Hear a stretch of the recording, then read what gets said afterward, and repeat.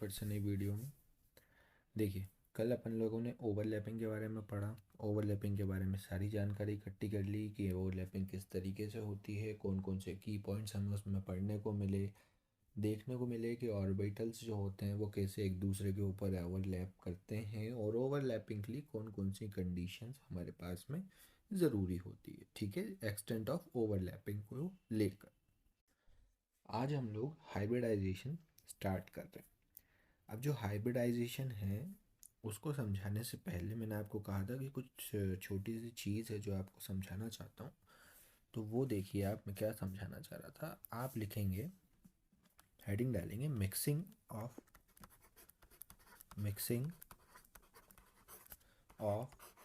Atomic orbital, यानी कि atomic orbital जो है हमारे पास में उसकी मिक्सिंग कैसे हो रही है। ठीक है, कैसे कैसे होती है मतलब। ठीक है, तो पहली मिक्सिंग के अंदर अगर मैं आपसे बात करता हूँ तो पहली मेरे पास में आती है भाई मिक्सिंग ऑफ ऑर्बिटल। मिक्सिंग किस किस तरीके से हो सकती है। Mixing of orbital, mixing of orbital takes place within the atom. अब मैंने आपसे क्या बोला कि एक ऐसी टाइप की मिक्सिंग ऑर्बिटल्स की जो कि किसी एटम के अंदर हो रही है। क्या बोल दिया मैंने, जो भी मिक्सिंग होगी ऑर्बिटल की आपस में, वो किसी एक स्पेसिफिक एटम के अंदर हो रही है। तो ऐसी मिक्सिंग को हम लोग क्या नाम दे देते हैं भाई, ऐसी मिक्सिंग को हम लोग नाम दे देते हैं हाइब्रिडाइजेशन। क्या नाम दे देते हैं, हाइब्रिडाइजेशन। हम लोग इसको हाइब्रिडाइजेशन में पढ़ते हैं। ठीक है, हाइब्रिडाइजेशन में हम इसको पढ़ते हैं। फॉर एन एग्जाम्पल अगर मैं आपसे बोलूँ कि मेरे पास में मान लीजिए कि ये पी ऑर्बिटल है, 2p, या 2p नहीं, अपन इसको np मान लेते हैं। ठीक है, क्या मान लिया मैंने, इसको np मान लिया और यहाँ पे मैंने मान लिया ns ऑर्बिटल मेरे पास में अवेलेबल है। ठीक है, अब आप देखेंगे इनके बीच में जो है एनर्जी गैप कितना ज़्यादा है। यहाँ पे एनर्जी अलग अलग है दोनों की। ठीक है, दोनों की एनर्जी अलग अलग है, एनपी की अलग एनर्जी है और एनएस की अलग एनर्जी है। ये क्या है हमारे पास में, इनको कहते हैं अपन लोग एटॉमिक ऑर्बिटल्स। ये हो गया हमारे एटॉमिक ऑर्बिटल्स। अब देखिए, अगर मैं इनकी मिक्सिंग करवाता हूँ, मिक्सिंग करवाने का सेंस क्या बनता है मेरे पास में। आप देखें कि ये दोनों कैसे हैं, अलग अलग एनर्जी के हैं। ये दोनों अलग अलग एनर्जी के हैं। तो अगर मैं आपसे ये बोल दूँ ये दोनों आपस में ऐसे ये ज्वाइन होंगे और इनसे बनेंगे ये हाइब्रिड ऑर्बिटल। ये क्या बनेंगे यहाँ पे हमारे पास में, हाइब्रिड ऑर्बिटल। मैं लिख देता हूँ कि ये जो बने हैं ये होते हैं आपके हाइब्रिड ऑर्बिटल्स। ठीक है, और इनकी एनर्जी क्या होती है, सेम होती है, having same energy, having same energy. इनकी क्या थी, डिफरेंट एनर्जी थी। क्या थी, डिफरेंट एनर्जी थी। ठीक है, और वहीं अगर मैं आपसे एक चीज़ ये बोलूँ कि दूसरे टाइप की मिक्सिंग किस तरीके की होती है, तो दूसरे टाइप की मिक्सिंग को आप ज़रा समझिए। सेकंड टाइप की जो मिक्सिंग है हमारे पास में वो है mixing of orbital, mixing mixing of orbital mixing of orbital of different atom, of different atom of same और डिफरेंट एलिमेंट। अब ये क्या बोला मैंने, इसमें थोड़ा ध्यान दीजिएगा। मैंने आपसे बोला कि ऐसे ऑर्बिटल्स की मिक्सिंग करना जो दो अलग अलग एटम के हों, दो अलग अलग एटम के ऑर्बिटल को आपस में मिक्स करना। यहाँ पे हम क्या देख रहे थे कि सेम एटम के अंदर दो अलग अलग ऑर्बिटल को मिक्स करना। मैंने आपसे कहा कि दोनों अलग अलग एटम के, दो इंडिविजुअल एटम के ऑर्बिटल्स को आपस में मिक्स करना, और वो एटम सेम भी हो सकते हैं और डिफरेंट एलिमेंट्स के भी हो सकते हैं। अब ऐसा कैसे? देखिए, इस चीज़ को अगर हम लोग देखें तो हम लोग बोल सकते हैं इसको, इसका नाम पड़ जाएगा मॉलिक्यूलर मॉलिक्यूलर ऑर्बिटल मिक्सिंग। ठीक है, एमओटी के अंदर हम लोग देखते हैं ना इसको, मॉलिक्यूलर ऑर्बिटल मिक्सिंग हम इसको कहते हैं। और हम इसको पढ़ेंगे, हम इसके अंदर हम लोग पढ़ेंगे LCAO। अब ये LCAO क्या होता है भाई? LCA होता है linear combination of atomic orbitals. ठीक है, ये हम लोग यहाँ पे थ्योरीज के लिए पढ़ लेंगे LCAO की। अब यहाँ पे मैं कहना क्या चाहता हूँ उसको थोड़ा सा आप ध्यान से समझिएगा। मैंने आपसे बोला कि मेरे पास में जो है एक एटम है A, ठीक है, और मेरे पास में एक एटम है ये दूसरा, ये दोनों ही सेम एलिमेंट के एटम्स हैं। अब ये देखो, इन दोनों के बीच में यहाँ पे आप देखेंगे इन दोनों की एनर्जी कैसी है। इन दोनों की जो एनर्जी है वो सिमिलर एनर्जी है। कैसी है? सिमिलर एनर्जी है।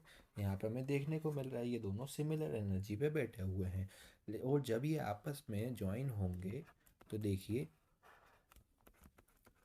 हमारे पास में ये दो अलग अलग एनर्जी के ऑर्बिटल्स हमें देखने को मिलेंगे, जिसको हम लोग यहाँ पे बोल सकते हैं ये बॉन्डिंग मॉलिक्यूलर ऑर्बिटल है और ये एंटी बॉन्डिंग मॉलिक्यूलर ऑर्बिटल है। ठीक है, आप एमओटी के अंदर यही पढ़ते हैं कि ये कैसे हो गए, नीचे वाले बॉन्डिंग मॉलिक्यूलर ऑर्बिटल और ऊपर वाले एंटी बॉन्डिंग मॉलिक्यूलर ऑर्बिटल। और इन दोनों के बीच में एनर्जी अलग अलग होती है। क्या होती है? अलग अलग होती है। यानी कि ये तो हो गए आपके सिमिलर एनर्जी के, ये कैसे हो गए आपके सिमिलर एनर्जी के, और ये वाले जो हो गए आपके ये डिफरेंट एनर्जी के हो गए, डिफरेंट एनर्जी के हो गए हैं। अब आप एक चीज़ देखिए, दोनों ही चीज़ों में उल्टा हो रहा है। एक तरफ आपको देखने को मिल रहा है कि कुछ तो सेम एनर्जी के हैं और सॉरी दोनों डिफरेंट एनर्जी के हैं और उनसे सेम एनर्जी के मॉलिक्यूलर ऑर्बिटल बन रहे हैं या हाइब्रिड ऑर्बिटल बन रहे हैं। दूसरे साइड अगर आप देखते हैं कि दोनों सेम एनर्जी के हैं बट उनसे डिफरेंट एनर्जी के जो मॉलिक्यूलर ऑर्बिटल्स हैं वो बन रहे हैं। अब देखिए, मैंने डिस्कस किया, मैंने आपको बोला कि सेम एलिमेंट के हो सकते हैं या अलग अलग एलिमेंट के हो सकते हैं। अब मैंने आपसे बोला था कि ये जो एक एटम मैंने लिया इसको तो मैं A मान लेता हूँ और दूसरा एलिमेंट जो है मैं उसको B मान लेता हूँ, यानी कि वो दूसरा एलिमेंट का एटम है।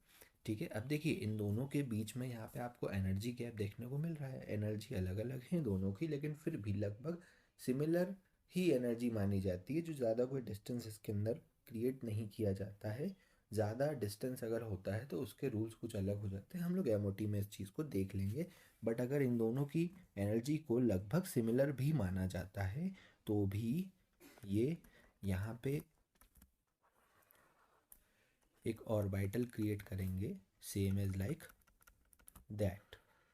ठीक है, जो ऊपर हमने देखा उसकी तरह ये भी हमारे लिए बॉन्डिंग मॉलिक्यूलर ऑर्बिटल होगा और ये भी हमारे लिए एंटी बॉन्डिंग मॉलिक्यूलर ऑर्बिटल ही होगा। ठीक है, यहाँ तक क्लियर हो गया।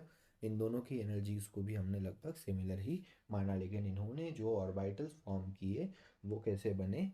डिफरेंट एनर्जी के बने। ठीक है, अब आते हैं हम लोग हमारे main topic that is hybridisation.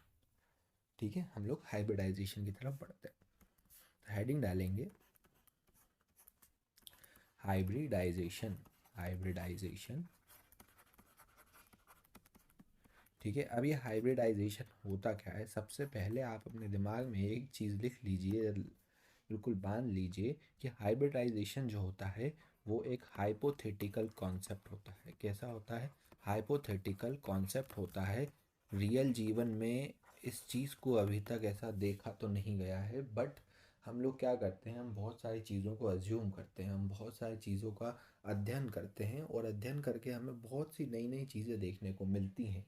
वैसे ही हाइब्रिडाइजेशन की जो टेक्निक हमने देखी यहाँ पे, हाइब्रिडाइजेशन की जो प्रोसेस है, ये जो प्रक्रिया है, जो सिस्टम इन्होंने बना रखा है, ये क्यों बनाया हुआ है, इसकी ज़रूरत क्यों पड़ी है, इस चीज़ को हम लोग आगे देखते जाएंगे। सबसे पहले मैं क्या करता हूँ आपके लिए एक एग्जाम्पल लेता हूँ जो कि 11th-12th में बहुत कॉमन होता है, दैट इज़ मीथेन। ठीक है, ये हो गया मेरे पास में CH4 का एक मॉलिक्यूल। अब देखिए CH4 तो नहीं बोलूँगा, इसके अंदर जो कार्बन है, कार्बन का जो एटॉमिक नंबर होता है वो कितना होता है भाई, 6 होता है। अगर मैं इसका इलेक्ट्रॉनिक कन्फिग्रेशन लिखता हूँ तो मेरे पास में आ जाएगा 2s2 और 2p2। ठीक है, 1s2 मैंने नहीं लिखा है, 2s2 और 2p2, यानी कि मैं आखिरी वाले शेल की ही बात कर रहा हूँ। यहाँ पे मैंने लिख रखा है 2s2 और 2p2। अगर मैं इसका ग्राउंड स्टेट फॉर्म बनाता हूँ, ये कैसा हो गया आपका ग्राउंड स्टेट फॉर्म हो गया, तो यहाँ पे 2 इलेक्ट्रॉन्स होंगे और यहाँ इसमें भी 2 इलेक्ट्रॉन्स ऐसे फिल्ड होंगे। लेकिन जैसे ही मैं कार्बन का एक्साइटेड स्टेट के लिए ऑर्बिटल यहाँ पे क्रिएट करूँगा, हम लोग मेजरली एक्साइटेड स्टेट में ही देखते हैं, है ना। तो ये हो जाता है आपका 2s1 और ये हो जाता है आपका 2p3, यानी कि ये जो s का इलेक्ट्रॉन है वो कहाँ मूव कर जाता है, वो p में यहाँ पे मूव कर जाता है। ऐसा हम लोग एज्यूम करते हैं, ऐसा हम लोग एक्सपेक्टेड मानते हैं। ठीक है, और इसी की वजह से अगर हम देखें तो यहाँ पे जो 4 हाइड्रोजन्स हैं वो आके आपस में बॉन्ड बना लेते हैं। क्या बना लेते हैं, बॉन्ड बना लेते हैं। ये हमारा एक्सपेक्टेड रहता है CH4 के लिए, आज तक हम लोग मानते हुए आ रहे थे। ठीक है, ये एक्सपेक्टेड कॉन्सेप्ट था हमारे लिए। अब देखिए इससे जो स्ट्रक्चर हमें देखने को मिलेगा यहाँ पे, वो कुछ ऐसे देखने को मिलेगा कि p ऑर्बिटल्स आपको पता है ये कैसे हो गए, ये 2p1s2s, सॉरी, ये हो गया आपका 2s1s और ये हो गया आपके 2p1s की बॉन्डिंग यहाँ पे आपको देखने को मिल गई। अब आप देखिएगा ज़रा कि जो p ऑर्बिटल्स होते हैं वो अपने 90 डिग्री के एंगल को मेंटेन करते हैं, क्योंकि 3 एक्सिस पे x y z एक्सिस जो हैं वो तीनों एक दूसरे के 90 डिग्री पे होती हैं। तो हम लोग क्या देखते हैं कि जो यहाँ पे बॉन्ड बने होंगे कार्बन के ऊपर वो उसके p एक्सिस से, जैसे ये मैं कार्बन लिख लेता हूँ, इस कार्बन के 90 डिग्री पे यहाँ पे एक हाइड्रोजन जुड़ा होगा, यहाँ पे एक हाइड्रोजन जुड़ा होगा। अब ये यहाँ से ऐसे आगे तो दिखा नहीं सकता कि मैं ऐसे सामने से दिखा सकूँ, ठीक है, इसलिए मैं इसको थोड़ा सा ऐसे टिल्ट करके बना रहा हूँ ताकि आपके समझ में आ जाए कि ये तीसरी एक्सिस है। और यहाँ पे आपको मैं बताऊँ, ये जो एस के साथ में इस हाइड्रोजन ने बॉन्ड बनाया हुआ है, इसके अंदर तो डायरेक्शनल कैरेक्टर नहीं होते हैं, तो ये कहीं पे ऐसे जुड़ा होगा। ठीक है, तो इनके बीच में जो गैप होगा वो 90 डिग्री का जो एंगल है वो बनना चाहिए तीनों के अंदर। ठीक है, इन तीनों में कैसा 90 डिग्री का एंगल बनना चाहिए। और जो एस है वो कहीं एक स्पेसिफिक एंगल पे जुड़ा होगा, क्योंकि वहाँ पे हमें डायरेक्शनल कलेक्टर देखने को नहीं मिले। तो आप एक चीज़ नोटिस करना कि ये जो आपसे पूछूं कि इनमें से बताओ, इन दोनों के अंदर से जो स्ट्रॉन्ग बॉन्ड होगा वो कौन सा बना होगा। हमें पता है कि जिसके पास डायरेक्शनल कैरेक्टर होते हैं हम उसको स्ट्रॉन्गर बॉन्ड मान लेते हैं, क्योंकि यहाँ पे जो बॉन्ड फॉर्मेशन हुआ है दोनों में क्वांटम नंबर देखिए दोनों सेम है, क्वांटम नंबर सेम है, तो हम यहाँ पे डायरेक्शनल कैरेक्टर को ज़्यादा प्रोबेबिलिटी प्रोवाइड करेंगे। ठीक है, तो यहाँ पे आप देखेंगे कि ये जो 90 डिग्री वाले जो एंगल है, ये वाला जो है ये स्ट्रॉन्ग बॉन्ड फॉर्म कर रहा है। कैसा कर रहा है, स्ट्रॉन्ग बॉन्ड फॉर्म कर रहा है। और ये वाला जो हाइड्रोजन है ये कैसा कर रहा है, ये वीक बॉन्ड फॉर्म कर रहा है। इस हिसाब से हम ये कह सकते हैं कि ये 1s2p बॉन्ड बनाया है, इन्होंने 1s2p बॉन्ड बनाया है, और इस वाले ने बनाया है 1s2s बॉन्ड, 1s2s बॉन्ड इसने यहाँ पे बनाया हुआ है। ठीक है, अब एक चीज़ आपको और बतानी पड़ेगी कि क्या ये जो 4 मैंने यहाँ पे बॉन्ड्स बनाए हुए हैं, ये जो 4 बॉन्ड्स बने हुए हैं ये चारों आइडेंटिकल हैं क्या, है ना। तो यहाँ पे आप देखेंगे कि ये 3 तो आइडेंटिकल हैं बट ये आइडेंटिकल नहीं है। तो मैं यहाँ लिख सकता हूँ that all bonds are not identical. ये जो चारों बॉन्ड्स थे यहाँ पे ये आइडेंटिकल नहीं है। लेकिन इतना सब कुछ करने के बाद में ये हमारा एक्सपेक्टेड स्ट्रक्चर था कि हाँ भाई ऐसा ही बनता होगा। लेकिन जैसे ही हमने स्पेक्ट्रोस्कोपिक स्टडी की मीथेन के ऊपर, तो हमारे पास में कुछ डिफरेंट रिजल्ट्स निकल के आए। कैसे रिजल्ट निकल के आया? देखिए हमने तो एज्यूम किया था ये 90 डिग्री का होगा एंगल इसका, लेकिन यहाँ पे हमें क्या देखने को मिला? डिफरेंट एंगल देखने को मिला। हमने कह दिया कि सारे बॉन्ड्स जो हैं वो आइडेंटिकल नहीं हैं, लेकिन स्पेक्ट्रोस्कोपिकल डाटा के अंदर हमें ये बताया गया कि सारे जो बॉन्ड्स थे वो कैसे थे? आइडेंटिकल थे।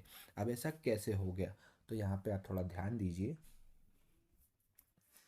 तो हमें स्पेक्ट्रोस्कोपिकल स्टडी ने क्या समझाया? स्पेक्ट्रोस्कोपी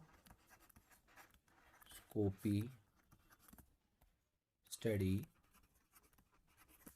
टेल्स अस, उसने हमें क्या बताया? पहली चीज़ उन्होंने हमें बताई, ऑल बॉन्ड्स आर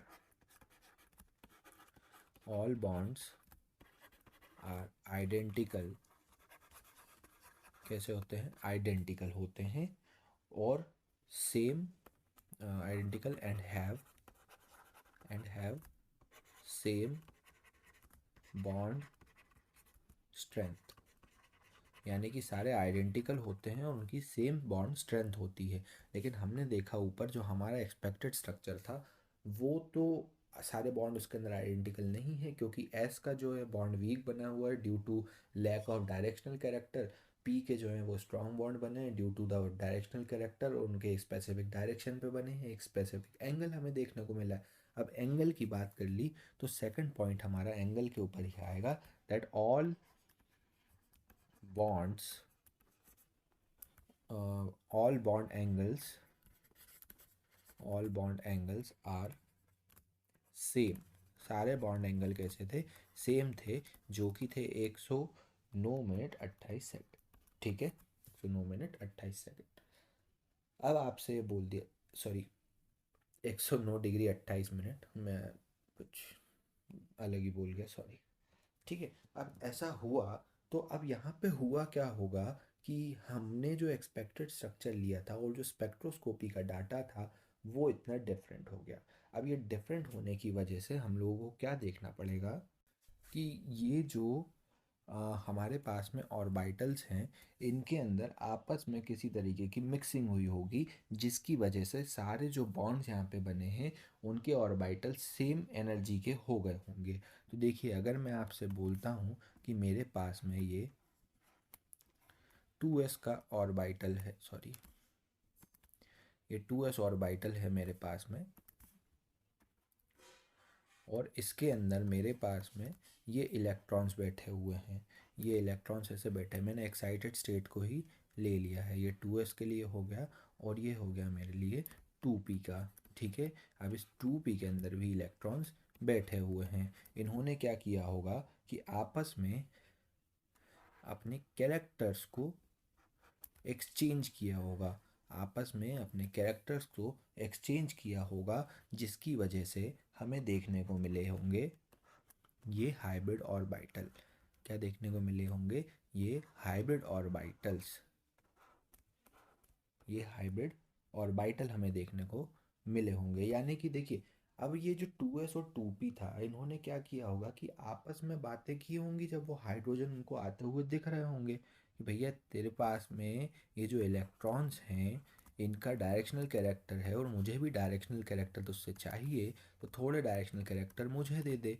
और वहीं एस से जब बात की होगी पी ने, तो उसने कहा होगा कि भाई मेरी एनर्जी लो है, तेरे साथ अगर मैं बॉन्ड तेरे साथ में अगर ओवरलैपिंग कर लूँ तो मेरी भी एनर्जी थोड़ी सी लो हो जाएगी। ठीक है, इस चीज़ को समझाने के लिए मैं आपको एक और एग्जांपल देता हूँ। यहाँ पे ये क्या बन गए? हमारे हाइब्रिड ऑर्बिटल्स बन गए। ठीक है, अब जैसे ही हमने देखा ये हाइब्रिड ऑर्बिटल्स हैं तो हमें पता लग गया कि ये वाले जो हाइब्रिड ऑर्बिटल्स होते हैं ये आइडेंटिकल होते हैं। ये हमें पता है, हम पढ़ के आ चुके हैं ऑर्बिटल्स में कि ये आइडेंटिकल होते हैं।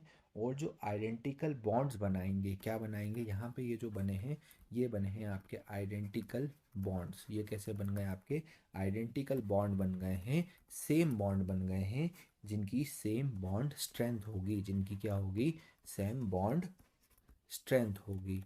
यहाँ तक क्लियर हो गया भाई? सेम बॉन्ड स्ट्रेंथ का मतलब क्या होता है? सेम बॉन्ड स्ट्रेंथ होगी। अब इसको अगर मैं थोड़ा सा और फर्दरली एक्सप्लेन करना चाहूँ तो आप थोड़ा सा और ध्यान देना बस, कि मान लीजिए कि मेरे पास में यहाँ पे ये 2p ऑर्बिटल है, ये जो है मेरे पास में ये 2p ऑर्बिटल है, इसी 2p ऑर्बिटल के नीचे मैं बना देता हूँ आपका 2s ऑर्बिटल। ठीक है, अगर इसके अंदर ध्यान दें तो ये रखता है आपका डायरेक्शनल कैरेक्टर। ये कैसे रखता है? डायरेक्शनल कैरेक्टर रखता है। और वहीं अगर अपन देखें तो 2s के पास में होती है भाई लो एनर्जी। ये लो एनर्जी का है ऑर्बिटल। ठीक है, ये डायरेक्शनल कैरेक्टर रखता है और ये लोअर एनर्जी रखता है। अब देखिए एक चीज़ मैं आपको बताऊं कि हम सबको पता है कि जो लोअर एनर्जी रखते हैं मॉलिक्यूल जो ऑर्बिटल, वो बेटर ओवरलैपिंग कर पाते हैं। ये हम पढ़ चुके हैं, ऑर्बिटल के अंदर बेटर ओवरलैपिंग कर पाते हैं। और वहीं अगर अपन एक और चीज़ देखें कि जो डायरेक्शनल कैरेक्टर रखते हैं वो भी बेटर ओवरलैपिंग कर पाते हैं। तो ऐसा क्या होता है कि दोनों ही बेटर ओवरलैपिंग कर पा रहे हैं, फिर भी ये आपस में सेम जो है बॉन्ड्स फॉर्म नहीं कर पाते हैं। क्यों? क्योंकि 2s के पास में डायरेक्शनल कैरेक्टर नहीं होता और 2p के पास में एनर्जी इतनी हाई होती है कि वो वैसे बॉन्ड्स फॉर्म नहीं कर पाता है। तो जब ये आपस में, मान लीजिए कि मैं यहाँ पे इन दोनों को मिक्स करता हूँ, ये मेरे पास में p ऑर्बिटल है और ये मेरे पास में s ऑर्बिटल है। जब इनके बीच में कैरेक्टर्स जो हैं वो एक्सचेंज हुए होंगे या मिक्स हुए होंगे, तब हमें देखने को मिलेगा कि यहाँ पे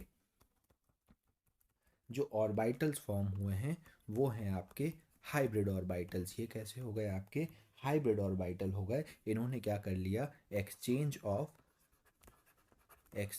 ऑफ कैरेक्टर्स को कर लिया गया। यहाँ पे कैरेक्टर्स क्या हो गए हैं?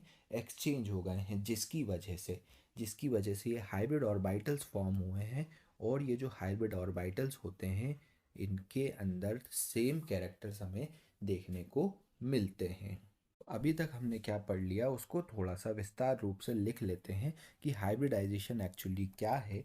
हाइब्रिडाइजेशन में हम लोग क्या पढ़ते हैं? तो हाइब्रिडाइजेशन में सबसे पहली चीज़ हम लोग देखते हैं हाइब्रिडाइजेशन किस काम में आता है हमारे लिए। हाइब्रिडाइजेशन काम में आएगा help in finding geometry, finding geometry of molecule. Geometry होती है मॉलिक्यूल की और उसी ज्योमेट्री से हम उसके शेप को आइडेंटिफाई करने की कोशिश करते हैं। वहीं अगर देखें सेकंड पॉइंट में कि ये बॉन्ड लेंथ को समझने में हेल्प करता है। हाइब्रिडाइजेशन बॉन्ड लेंथ को समझने में कोशिश करता है। तीसरी चीज़ बॉन्ड एंगल के बारे में भी हमें यहाँ से पता लगता है। बॉन्ड लेंथ के बाद में बॉन्ड एंगल के बारे में भी हमें यहाँ पे पता लगता है। अभी मैंने आपसे बात की मिक्सिंग ऑफ ऑर्बिटल्स की, तो हाइब्रिडाइजेशन के अंदर आप हेडिंग लिखेंगे कि जो हाइब्रिडाइजेशन होता है उसमें क्या होता है। लिखिएगा mixing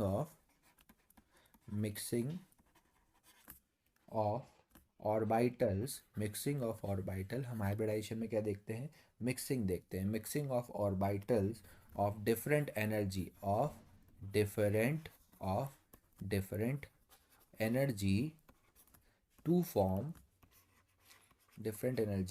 two form a hybrid orbital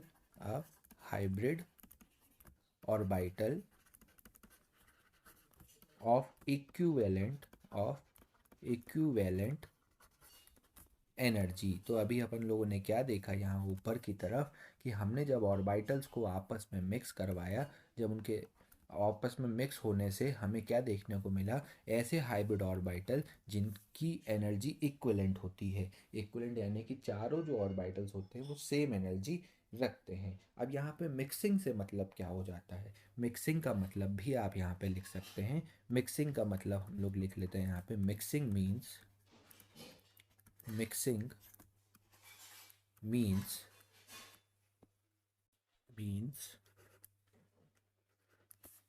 sharing of characters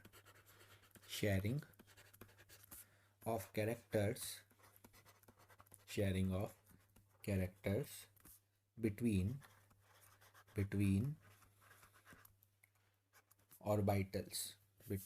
orbitals।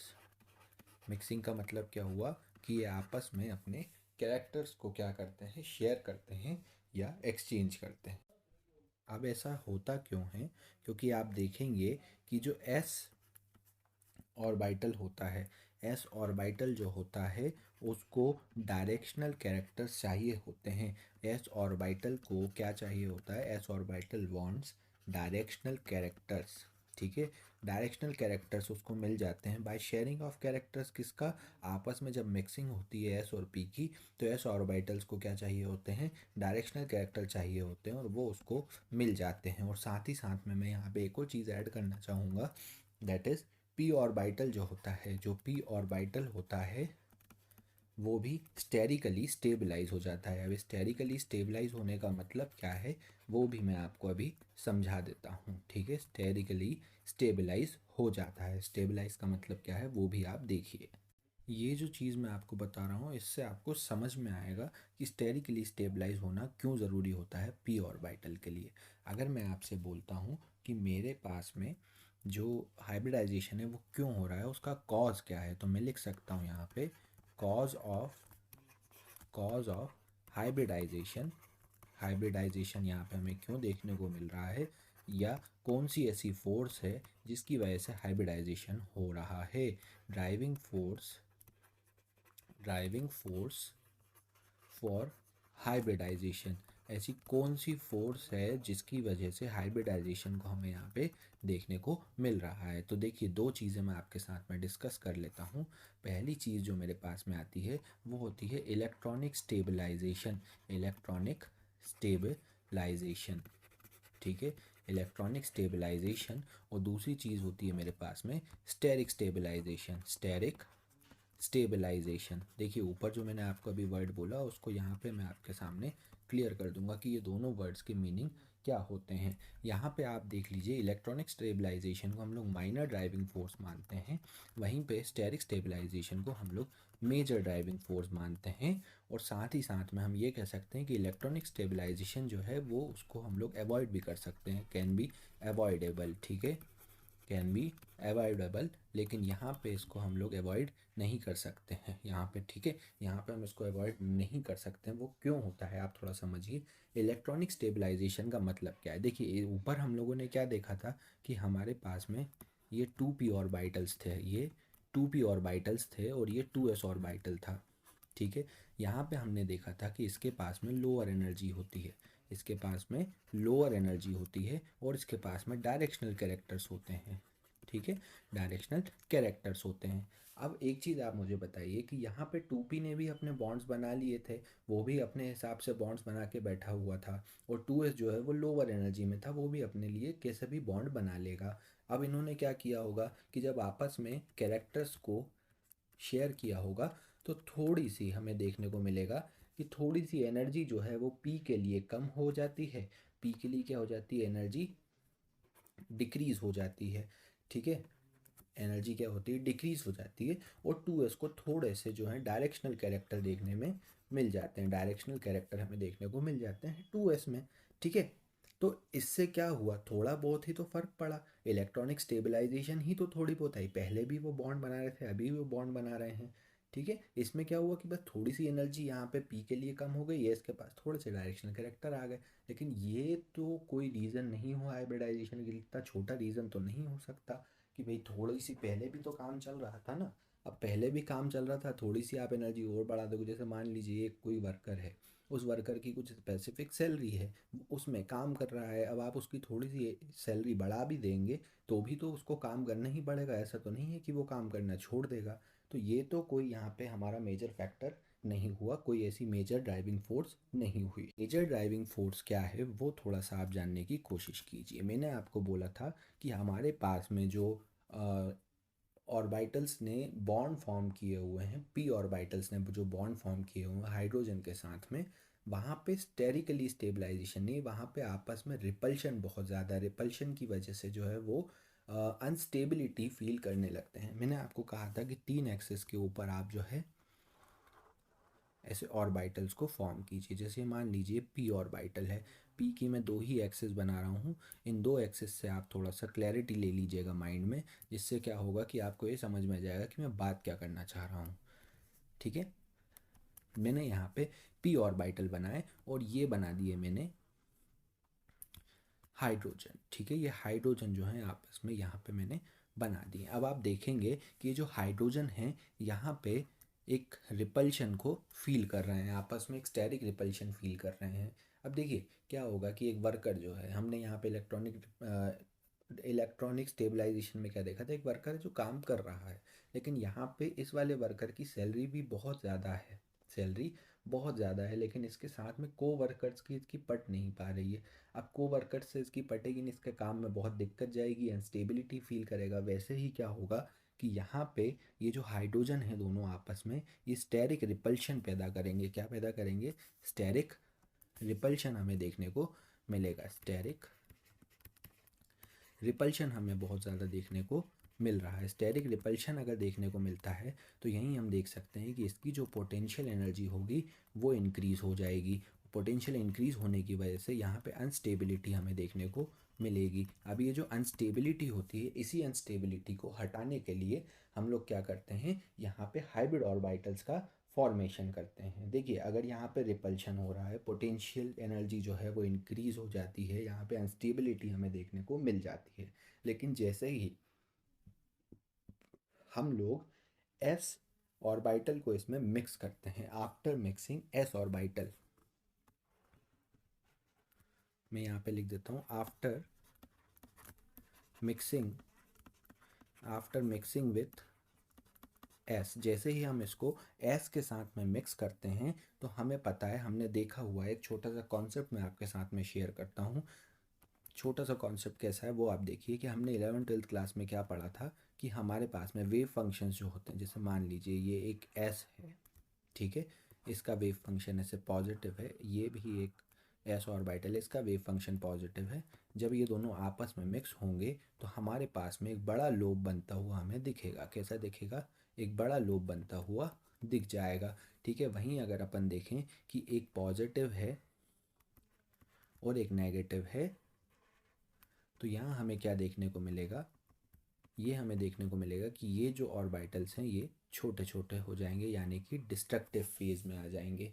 अगर मैंने आपको लास्ट वीडियो में ऐसा समझाया हुआ है तो एक बार और आप इस चीज़ को देख लीजिए कि अगर मैं आपसे बात कर रहा हूँ कि मान लीजिए ये एक ऑर्बिटल है, इसके अंदर ये पॉजिटिव वेव फंक्शन और ये नेगेटिव वेव फंक्शन है, और इसी के साथ में अगर मैं इस ऑर्बिटल को ऐड करने की कोशिश करूँगा तो ये दोनों मिलके कैसा कर लेंगे, ये दोनों मिलके बना लेंगे आपका कंस्ट्रक्टिव इंटरफेस बनाएंगे। और वहीं अगर मैं इन दोनों की बात करता हूँ तो ये दोनों बनाएंगे मेरे लिए डिस्ट्रक्टिव इंटरफेस, डिस्ट्रक्टिव, ठीक है। इसको हम लोग क्या बोल देते हैं, डिस्ट्रक्टिव बोल देंगे, ठीक है। अगर इन दोनों को आपस में ऐसे कंबाइन करके मैं आपको शो करूँ कि मेरे पास में ये एक ऑर्बिटल है ऐसे, ये पॉजिटिव, और ये एक ऑर्बिटल है जिसका एक वेव फंक्शन पॉजिटिव है और एक नेगेटिव है, तो जब ये आपस में ऐसे जुड़ेंगे तो हमारे पास में एक अलग ही तरीके का हाइब्रिड ऑर्बिटल हमें देखने को मिल जाएगा। हाइब्रिड ऑर्बिटल कैसा बनेगा, जब ये पॉजिटिव पॉजिटिव वेव फंक्शन आपस में मिलेंगे तो एक बड़ा लोब यहाँ पे क्रिएट हो जाएगा। ये मैंने एक बड़ा लोब क्रिएट कर लिया, और पॉजिटिव नेगेटिव जब आएगा तो एक छोटा लोब यहाँ पे क्रिएट हो जाएगा, जिसको हम लोग बोलते हैं भाई हाइब्रिड ऑर्बिटल हमने यहाँ पे फॉर्म कर लिया। अब इसी की वजह से जैसे कि आप यहाँ पे देखेंगे कि जैसे ही मैंने इसको एस के साथ में मिक्स किया तो मेरे पास में एक हाइब्रिड ऑर्बिटल बनता हुआ नज़र आया, जिसकी वजह से मुझे ये देखने को मिला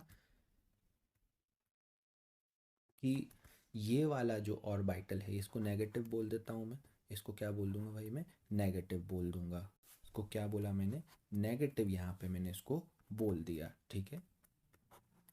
ये नेगेटिव हो गया और ये भी मेरे लिए नेगेटिव हो गया, ये मेरे लिए पॉजिटिव है, ये मेरे लिए पॉजिटिव है। तो इसी को अगर मैं बनाने की कोशिश करूँगा तो ये वाला लोब जो है वो छोटा हो जाएगा। तो इसी हिसाब से इस वाले लोब को मैं थोड़ा छोटा बनाता हूँ और इस वाले लोब को जो है मैं बड़ा बना देता हूँ। ये मैंने बड़ा बना दिया जैसे ही एस के साथ में मिक्सिंग हुई।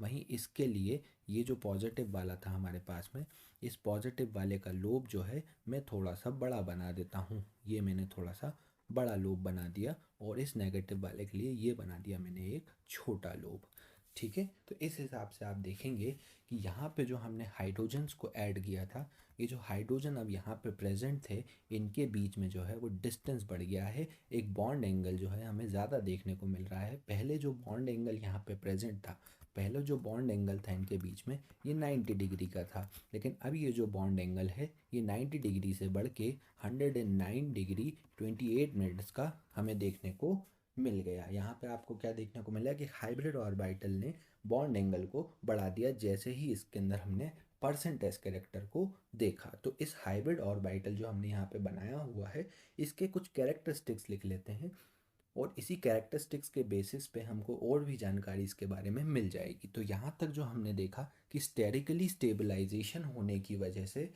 हमें यहाँ पे हाइब्रिडाइजेशन करवाना पड़ता है। जो मेजर ड्राइविंग फोर्स है हमारा वो है स्टेरिकली स्टेबलाइज करना। तो मैंने आपको अभी बोला था कि पी ऑर्बिटल जो है वो स्टेरिकली स्टेबलाइज हो जाते हैं, उनके बीच में जो दो हाइड्रोजन का इंटर एटॉमिक रिपल्शन हो रहा था वो भी कम हो जाता है। और जैसे ही परसेंटेज कैरेक्टर यहाँ पे देखने को मिलेगा वहीं बॉन्ड एंगल हमें बढ़ता हुआ नज़र आ जाएगा। तो आप हेडिंग डालेंगे पहले कैरेक्टरिस्टिक्स ऑफ हाइब्रिड ऑर्बिटल और उसके बाद ही मैं इसके आगे आपके साथ में कंटिन्यू करता हूँ। देखिए हेडिंग डालेंगे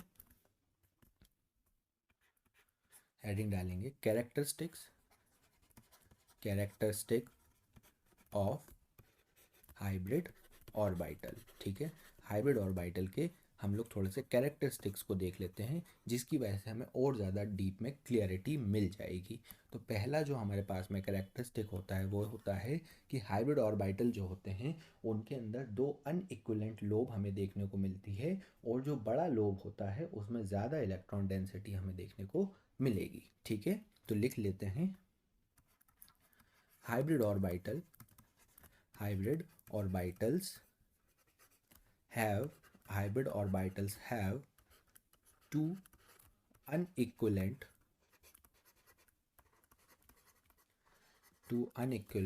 lobes।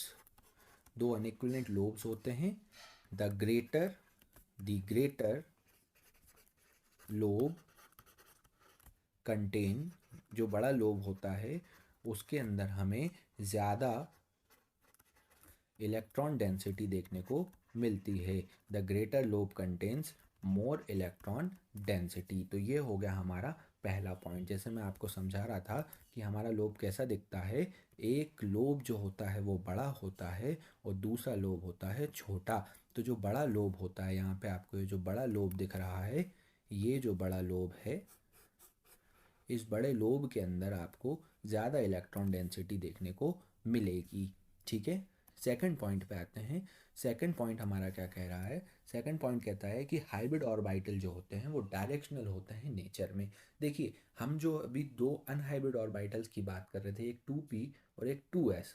ठीक है, जब ये आपस में नहीं जुड़े होते हैं तो किसी एक के पास में ही डायरेक्शनल कैरेक्टर होते हैं जो कि हमें पता है p ऑर्बिटल के पास में होते हैं, s के पास में नहीं होते हैं।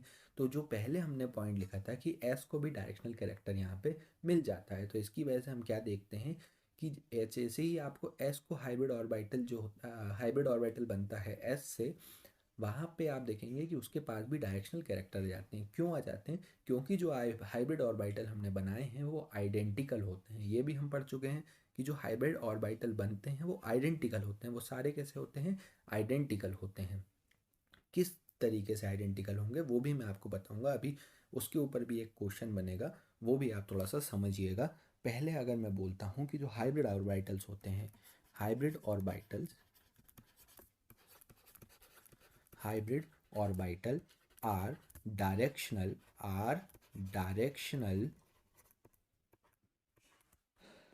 इन नेचर, डायरेक्शनल होते हैं नेचर में। ठीक है, तीसरा पॉइंट जो हमारे पास में आ रहा है वो ये होता है कि जो बॉन्ड फॉर्मेशन होता है, बॉन्ड फॉर्मेशन जब भी होगा तो वो जो ग्रेटर साइड होगी जहाँ पे ज़्यादा इलेक्ट्रॉन डेंसिटी देखने को मिलेगी, जो ग्रेटर लोब होगा हमारे पास में वहीं पे जो है बॉन्ड फॉर्मेशन होगा, उसी से बॉन्ड फॉर्मेशन होगा। तो आप लिख सकते हैं the bond formation takes place along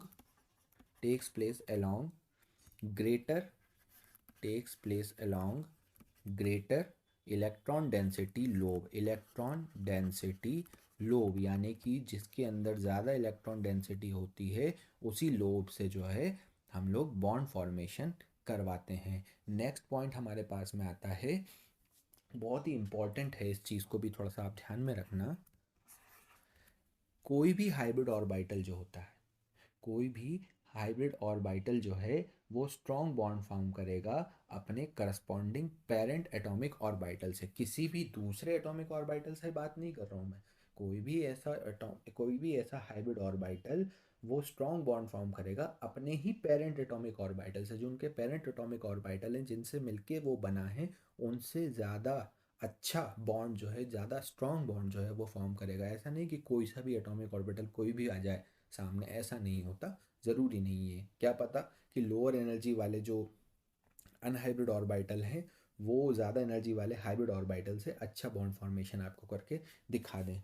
ठीक है, तो यहाँ पे आप बोल सकते हैं कि एनी हाइब्रिड ऑर्बिटल, जो भी हाइब्रिड ऑर्बिटल होगा, कोई भी हाइब्रिड ऑर्बिटल होगा, वो फॉर्म करेगा आपका स्ट्रॉन्ग बॉन्ड फॉर्म करेगा। किससे? Then then it's parent atomic orbital, अपने पेरेंट एटॉमिक ऑर्बिटल से ज़्यादा अच्छा, बेहतर और स्ट्रॉन्ग बॉन्ड फॉर्म करेगा। यहाँ तक क्लियर हो गया? अब देखिए, इसको मैं थोड़ा सा और अच्छे से समझा देता हूँ आपको। मान लीजिए कि मेरे पास में ये एक हाइब्रिड एटॉमिक ऑर्बिटल है, एक हाइब्रिड ऑर्बिटल है जो कि दूसरे हाइब्रिड ऑर्बिटल के साथ में बॉन्ड फॉर्मेशन कर रहा है, कुछ इस तरीके से ओवरलैपिंग कर रहा है।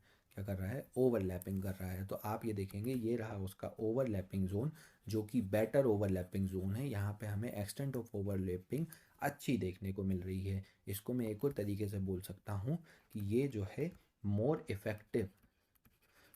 इफेक्टिव ओवरलैपिंग हमें यहाँ पे देखने को मिल गई, जिसकी वजह से हमें क्या पता लगेगा कि ये बेटर बॉन्ड्स फॉर्म कर रहे हैं। क्या फॉर्म कर रहे हैं? बेटर बॉन्ड्स फॉर्म कर रहे हैं, क्योंकि इलेक्ट्रॉन डेंसिटी वाले जो लोब होते हैं वो आपस में बॉन्ड फॉर्म कर रहे होते हैं। वहीं अगर अपन लोग अनहाइब्रिड ऑर्बिटल्स की बात करते हैं, जैसे मान लीजिए कि ये 2p ऑर्बिटल में लेता हूँ, यहाँ पे जो इलेक्ट्रॉन डेंसिटी है ये डिपेंड करती है कि ये कंस्ट्रक्टिव फेज़ में आपस में जो है ओवरलैप कर रहे हैं या डिस्ट्रक्टिव फेज़ में ओवरलैपिंग कर रहे हैं, जिसकी वजह से हमें यहाँ पे देखने को मिलेगा कि लेस इफेक्टिव ओवरलैपिंग हमें देखने को मिली। और इसी के साथ में हमें थोड़े से वीक बॉन्ड्स देखने को मिले कंपैरेटिवली टू किसके? जो हाइब्रिड ऑर्बिटल्स हैं उनके। यहाँ तक आपको मेरे ख्याल से बात क्लियर हो गई होगी। तो अब हम क्या करेंगे, हम लोग थोड़ा सा और देख लेते हैं कि जो नेचर ऑफ मिक्सिंग होता है, या अगर अपन बोले नेचर ऑफ हाइब्रिडाइजेशन जो होता है वो कैसा होता है। जैसे कि मैंने आपसे ऊपर क्वेश्चन किया था कि आइडेंटिकल होते हैं या नहीं, उसी के बारे में हम लोग अब जानकारी लेने वाले हैं। तो आप यहाँ पे हेडिंग डालेंगे नेचर ऑफ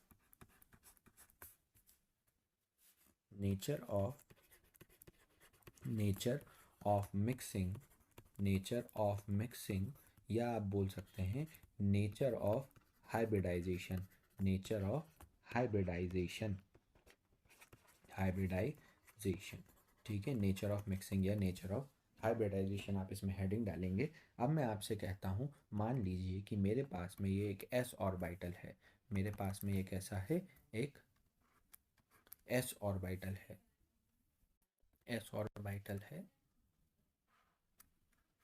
ठीक है, ये मैंने बोल दिया आपको एस ऑर्बिटल। इसी को मैं ऐड करता हूँ पी ऑर्बिटल के साथ में, कोई सा भी एक पी ऑर्बिटल में ऐसे ले लेता हूँ। एज्यूम कीजिए ये हो गया आपका पी ऑर्बिटल। ठीक है, अब जब इन दोनों के बीच में मैंने कैरेक्टरिस्टिक्स को एक्सचेंज करवाया, यानी कि शेयर करवाया और मिक्सिंग करवाई, तो आफ्टर मिक्सिंग मैं देखता हूँ, आफ्टर मिक्सिंग मुझे क्या देखने को मिल रहा है कि मेरे पास में दो हाइब्रिड ऑर्बिटल यहाँ पे देखने को मुझे मिले। ये हो गया sp और दूसरा वाला भी मेरे पास में हो गया, दूसरा वाला भी हो गया ये sp। अब मैं आपसे जानना चाहता हूँ कि ये जो हाइब्रिड ऑर्बिटल यहाँ पे बने हैं, क्या ये आइडेंटिकल हैं या नहीं, है ना? तो इसका सीधा सिंपल सा आंसर है that it can be identical. ये आइडेंटिकल भी हो सकते हैं या नॉन आइडेंटिकल भी हो सकते हैं, नॉन आइडेंटिकल भी हो सकते हैं। अब इसका हम लोग पता कैसे करेंगे? तो आइडेंटिकल और नॉन आइडेंटिकल के लिए हमें सिंपल सा एक डिफरेंस देखने को मिलेगा, दैट इज़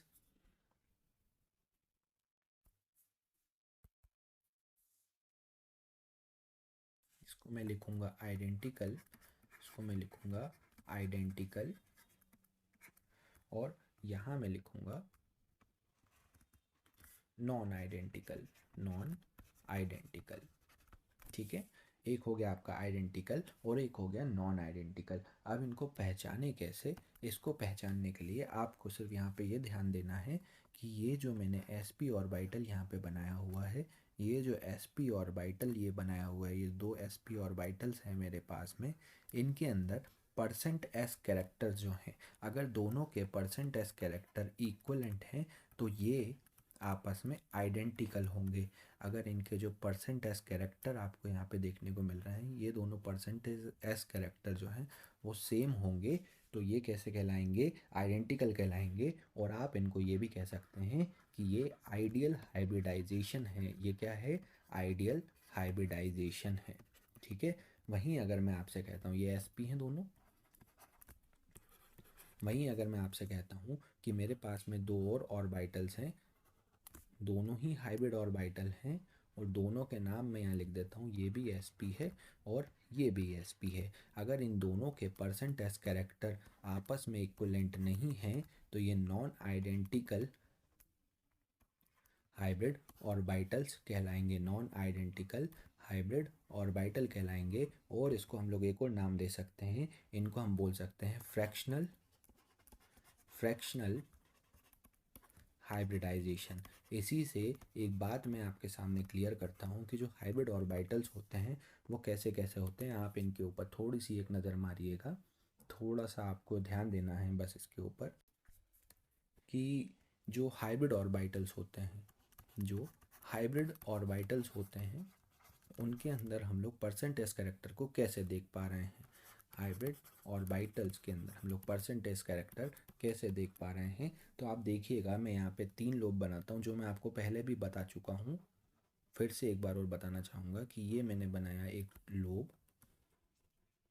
इससे थोड़ा सा बड़ा लोब मैंने ये बनाया, और इससे थोड़ा बड़ा लोब मैंने ये वाला बनाया। तो आप इसके अंदर नोटिस कीजिएगा कि जैसे जैसे परसेंटेज कैरेक्टर जो है वो डिक्रीज़ होता जाएगा, लोब का साइज़ जो है या बॉन्ड लेंथ जो है वो इंक्रीज़ होती चली जाएगी। मैंने आपसे क्या बोला कि जैसे जैसे यहाँ पे मैं परसेंट एस कैरेक्टर को डिक्रीज़ करूँगा, परसेंट एस कैरेक्टर जैसे ही यहाँ डिक्रीज़ होगा, यहाँ पे मुझे बॉन्ड लेंथ जो है, बॉन्ड लेंथ जो है वो मुझे डिक्रीज़ होती हुई बॉन्ड लेंथ जो है वो मुझे इंक्रीज़ होती हुई नज़र आएगी। अब ये बॉन्ड लेंथ यहाँ पे मुझे इंक्रीज़ होती हुई नज़र आई है। आप थोड़ा ध्यान दीजिएगा कि मान लीजिए कि ये था आपका sp हाइब्रिडाइज्ड ऑर्बिटल, ये sp हाइब्रिड ऑर्बिटल था। ये कैसा था? sp हाइब्रिड ऑर्बिटल था आपका, जो कि हमने ऑर्बिटल्स के अंदर पढ़ा ही था, sp हाइब्रिड ऑर्बिटल। और ये हो गया आपका sp2 हाइब्रिड ऑर्बिटल, और ये है आपका sp3 हाइब्रिड ऑर्बिटल। ठीक है, तो अगर अपन देखें तो यहाँ पे जो बॉन्ड लेंथ है, ये जो बॉन्ड लेंथ है ये कैसी हो गई है? इंक्रीज हो गई है कंपैरेटिवली टू इनकी बॉन्ड लेंथ के। ठीक है, ये जो बॉन्ड लेंथ है ये इंक्रीज होती चली जा रही है, जैसे ही परसेंटेज कैरेक्टर हमें यहाँ पे डाउन होता हुआ दिख रहा है। sp हाइब्रिड ऑर्बिटल में हम देखते हैं कि 50% एस करेक्टर होता है, वहीं अगर हम लोग sp2 की बात करते हैं तो इसमें 33.33% ही एस करेक्टर रह जाता है, और इसकी बात की जाए तो इसके अंदर 25% ही एस कैरेक्टर देखने को हमें मिलता है। तो एस कैरेक्टर का रिजेम्बलेंस, मैंने आपको बोला था कि मैं एक जो है छोटा सा चार्ट बनवा दूंगा आपके लिए कि परसेंटेज कैरेक्टर कहाँ कहाँ रिजेंबल करता है और उनके लिए कौन कौन सी प्रॉपर्टीज़ जिम्मेदार होती हैं। तो आप यहाँ पे देखेंगे कि जो परसेंटेज कैरेक्टर होता है, मैं उसके बारे में थोड़ी सी आपसे जानकारी शेयर करता हूँ कि जो परसेंटेज कैरेक्टर होता है वो किस तरीके से बिहेव करेगा अलग अलग कंडीशन में। देखिए कैसे, मान लीजिए मैं यहाँ लिख लेता हूँ परसेंटेज कैरेक्टर, ये लिख लिया मैंने percentage character percent S character को अभी अपन ने ऊपर देखा कि परसेंट एस कैरेक्टर जो है वो इन्वर्सली प्रोपोर्शनल होता है बॉन्ड लेंथ के, किसके, बॉन्ड लेंथ के इन्वर्सली प्रोपोर्शनल होता है कि परसेंट एस कैरेक्टर जैसे ही डाउन जाएगा बॉन्ड लेंथ हमें वहाँ पे इंक्रीज होती हुई दिख जाएगी। लेकिन एक चीज़ हम और नोटिस करेंगे कि जो परसेंट एस कैरेक्टर होता है उसके अंदर हम लोग ये देखेंगे कि परसेंटेज कैरेक्टर की जो बॉन्ड स्ट्रेंथ है, अगर परसेंटेज कैरेक्टर ज़्यादा होगा तो वो बॉन्ड स्ट्रेंथ भी वहाँ पे हमें ज़्यादा देखने को मिलेगी। इसलिए मैं यहाँ पे लिख देता हूँ directly proportional to the bond strength. और अगर मैं बात करूँ परसेंटेज कैरेक्टर, जो इसके पहले हमने देखा था, वहाँ पे बॉन्ड एंगल इंक्रीज हुआ था जैसे ही पी का एस के साथ में मिक्सिंग की गई थी। तो जैसे ही एस कैरेक्टर वहाँ पे बढ़े तो हमें बॉन्ड एंगल जो है वो ज़्यादा देखने को मिले। तो परसेंटेज कैरेक्टर जो है वो डायरेक्टली प्रोपोर्शनल होगा बॉन्ड एंगल के। अब ये बॉन्ड एंगल के साथ में हो गया। अब एक और चीज़ बोल सकता हूँ कि जो परसेंटेज कैरेक्टर होता है वो वाइब्रेशनल स्ट्रेचिंग फ्रीक्वेंसी के डायरेक्टली प्रोपोर्शनल होता है। वाइब्रेशनल स्ट्रेचिंग फ्रीक्वेंसी हम लोग देखते हैं जब हम लोग स्पेक्ट्रो के बारे में पढ़ते हैं, तब हम लोग वाइब्रेशनल स्ट्रेचिंग फ्रिक्वेंसी देखते हैं। अब ये वाइब्रेशन स्ट्रेचिंग फ्रिक्वेंसी के लिए जो फॉर्मूला होता है वो होता है ऐसे, ये frequency 1/2 pi √KF divided by mu. ठीक है, अभी जो के एफ होता है ना, ये के एफ होता है आपके भाई फोर्स कांस्टेंट। ये क्या होता है, फोर्स कांस्टेंट होता है। और ये किस चीज़ को सिग्निफाई करता है, ये फोर्स कांस्टेंट सिग्निफाई करता है बॉन्ड स्ट्रेंथ को, सिग्निफाई बॉन्ड स्ट्रेंथ। तो अगर हम लोग देखें कि हमने स्ट्रेचिंग फ्रिक्वेंसी को क्या किया, डायरेक्टली प्रोपोर्शनल बताया है किसके, आपके परसेंटेज कैरेक्टर से। और परसेंटेज कैरेक्टर जो है उसको भी डायरेक्टली प्रोपोर्शनल बताया बॉन्ड स्ट्रेंथ के। दैट इज़ वाई यहाँ पे हम लोग स्ट्रेचिंग फ्रिक्वेंसी जो है वो परसेंटेज कैरेक्टर के डायरेक्टली प्रोपोर्शनल देखने को मिल रही है। यहाँ तक क्लियर हो गया कि अब ये जो बॉन्ड की जो विड्थ थी, जो बॉन्ड विड्थ है वो कैसी है, और यहाँ पे सॉरी बॉन्ड एंगल जो है वो कैसे इंक्रीज़ हो रहा है। इसके बाद में हम लोग थोड़ा सा और इसके आगे डिस्कस करेंगे हाइब्रिडाइजेशन को। अभी बहुत सारा पढ़ना है हाइब्रिडाइजेशन में, लेकिन इस वीडियो में पूरा कंप्लीट नहीं कर पाएंगे, कवर नहीं कर पाएंगे। तो हम लोग analysis of hybridization next video में कवर करते हैं। तब तक के लिए thank you so much for watching this video. Have a nice day.